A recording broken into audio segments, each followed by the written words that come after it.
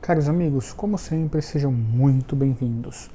No vídeo de hoje, nós vamos falar de 8 coisas, 8 elementos, 8 questões que podem atrapalhar a sua evolução no violino, na viola de arco, no violoncelo, enfim, em praticamente qualquer instrumento, tá bom?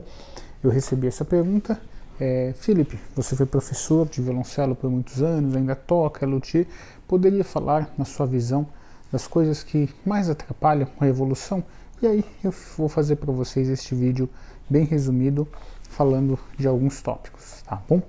Antes de entrarmos no tema, como sempre, agradecimento por nos acompanharem e recados. Nós recebemos instrumentos para ajuste do Brasil todo. É só entrar em contato comigo pelo WhatsApp, que está aqui na descrição, e nos enviar um instrumento. Eu faço ajuste, igual estou fazendo neste, empacoto bem de volta e te envio novamente o seu instrumento, tá bom? Enfim, é só entrar em contato que eu passo os detalhes, tá bem? Bom, vamos lá. Diversas coisas podem atrapalhar a sua evolução em qualquer questão. Na música, são diversas, e hoje eu vou falar para vocês de algumas. Vamos imaginar aqui o violino. Primeira coisa que pode atrapalhar a sua evolução é você ter um instrumento sem ajuste.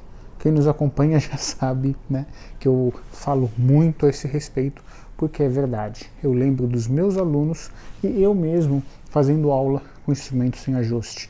Meu professor na época, um professor alemão, hoje ele é chefe do naipe dos violoncelos de uma sinfônica na Áustria, né, e ele era chefe de naipe da OSESP, e ele foi tocar o meu violoncelo, ele não conseguiu tocar. Ele falava um português bem quadrado, né? Felipe, não dá para tocar.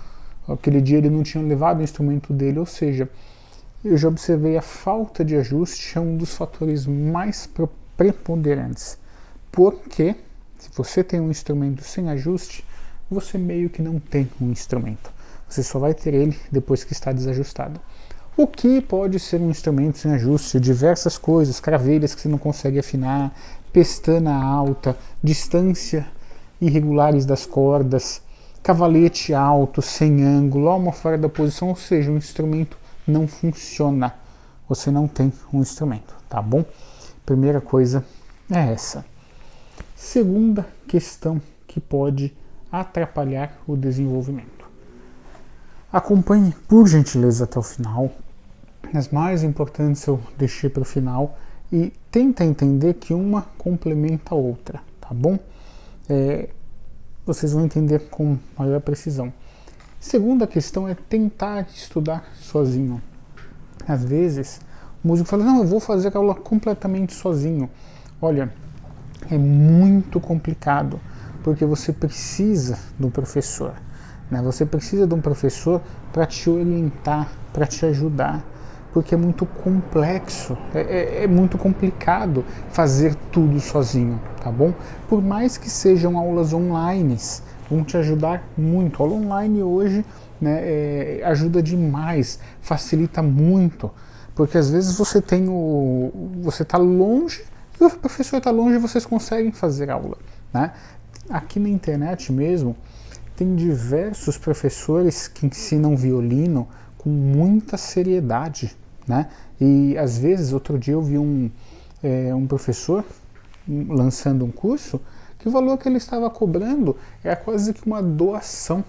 E eu já vi o trabalho desse professor no YouTube, ele tem coisas assim muito boas, um canal grande, onde tem muita informação, sabe? Então acompanha lá, por exemplo. Eu não vou falar o nome porque eu não pedi autorização, mas tem vários professores assim que ensinam muito bem.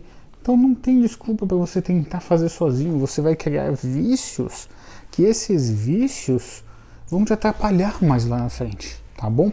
Então olha o canal desses professores assim que tem coisa assim muito bacana para você aprender, tá bom? Terceira questão. Ouça com muita atenção. Falta de orientação específica, tá? Aqui eu peço a gentileza de interpretarem bem o que eu vou falar. Às vezes, o que acontece? O violino, hoje nem tanto, mas ainda acontece muito com viola, com violoncelo, contrabaixo acústicos, instrumentos que, vamos dizer assim, não tem tanto. A escola, às vezes, não consegue ter um professor próprio daquele instrumento, então pega um professor para dar aula de 50 cursos, né? Isso pode acontecer no âmbito teórico, né?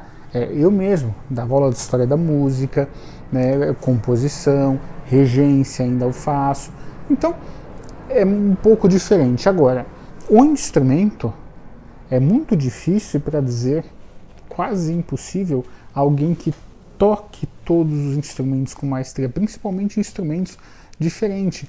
Então, às vezes a gente vê, uma vez eu passei na frente de uma casa e tinha uma placa lá assim, né? Dou aula de... E tinha assim uns 50 instrumentos escritos assim, né? Violino, violoncelo, contrabaixo, guitarra, piano, cravo, e era a mesma pessoa.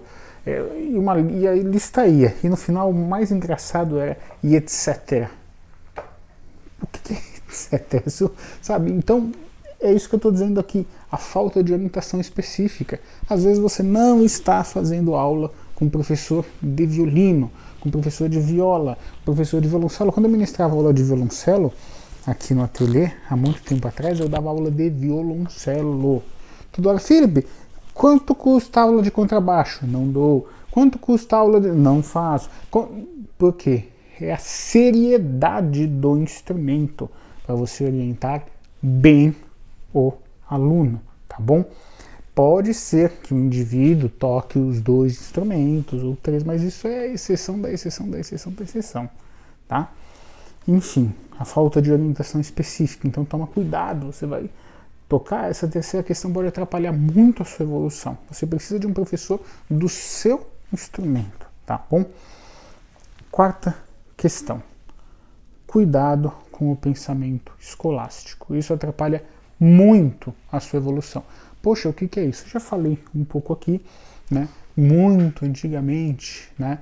Século XVIII, por exemplo, você se locomover era muito complicado, era difícil você sair de uma região e ir para outra, levava meses de viagem. Então você tinha alguns grupos ali que tinham aquela escola, e se você fizesse alguma coisa fora daquela escola já era, meu Deus, era uma coisa assim. E esse pensamento ainda persiste, né, em algumas mentes muito saudosistas. Então, vejam bem, mais uma vez, tem que entender bem o que eu estou falando. Ter uma escola técnica não é o problema, eu tenho. O problema é achar que só ela funciona e só ela é correta e todas as outras estão erradas. Este é o único jeito de se tocar violino. E já falei aqui que esse pensamento extremado, né, essa filosofia extremada geraram, né, as grandes catástrofes da humanidade, né? Então, o que acontece? O músico que está iniciando, cuidado para não desenvolver esse pensamento. Esse pensamento vai atrapalhar muito a sua evolução. Se quiserem, podem comentar que eu faço mais vídeos a esse respeito, tá bom? Quinta questão, que atrapalha muito a sua evolução musical. Perdão, vocês viram neste vídeo que eu estou falando de questões técnicas, instrumentais e de liuteria. Para mim, todas andam juntas, tá bem? São conhecimentos diferentes que andam juntos. Como músico profissional e luthier, eu posso falar, tá? Então, quinta questão é não criar uma rotina de estudo. Quando eu ministrava aula, né, de violoncelo, o aluno chegava, eu quero fazer aula, eu falava assim, o que você pretende? Ser um músico profissional, tocar? Aí a pessoa me falava, eu montava uma rotina de estudos para a pessoa em cima daquela necessidade, certo? E eu vejo que às vezes as pessoas não têm uma rotina de estudar, pega quando der, você não vai ter uma evolução. Mesmo que você vai só tocar na igreja, mesmo que você vai só ser um músico amador, e principalmente se você for profissional, você tem que criar uma rotina. Ah, eu chego do trabalho tal hora, eu faço isso, janto, e depois eu vou estudar. Nem que seja 15, 20, 30 minutos por dia. Você criou aquela rotina. Não é assim com quem vai para academia? Não é assim com quem vai falar um idioma novo? Não é assim com quem desenvolve uma profissão? É assim no instrumento. Você tem que criar a sua rotina. E também, se você está me acompanhando e começou agora a ministrar aula, está começando a dar aula agora, esse é um elemento que você pode usar. Cria uma rotina para o seu aluno. Monta uma rotina para o seu aluno. Conversa com ele, tá? Olha, faz assim para ajudar ele a estudar, tá bom? Sexto elemento que atrapalha muito a sua evolução em qualquer instrumento: ter muita ansiedade com o resultado. Isso é muito complicado. Hoje existem muitas daquelas promessas, né? Fique rico em 5 minutos, você vai ganhar não sei quanto % ao dia, né? Aprenda 10 anos de violino em 1 segundo. Isso não existe. E no meu humilde interpretar, quem faz essas propagandas mentirosas, né, acabam prestando um desserviço para os seus alunos. E esses professores que eu me referi aqui no início não fazem isso, esses mais sérios, né? Por quê? O aluno cai nessa, né? Poxa, e aí ele não vai conseguir ter essa evolução de 10 anos em 1 segundo, né? Exagerando aqui, nem quem está ensinando teve essa evolução, né? E aí o que vai acontecer? Ele vai desanimar, achar que o problema é dele. Falar, é o meu problema, desanime e para de estudar, né? Então, não devemos ter assim muita ansiedade com o resultado. Claro que a gente tem que ter as metas, mas não ter muita ansiedade, porque é um instrumento com resultado a longo prazo. Porque quando a gente começa a ficar, não estou tocando porque eu quero tocar uma música tal em tanto tempo, e às vezes demora um pouco mais. Olha, por exemplo, uma pessoa que se dedica a ir na academia. São anos e anos e anos para ter aquela definição corporal, não é? E está todo dia lá. Uma pessoa que se dedica ao intelecto. São anos lendo. Ela nunca fala assim, cheguei aqui, não são. E é a mesma coisa. Você vai ter um instrumento como seu amigo para o resto da sua vida, tá?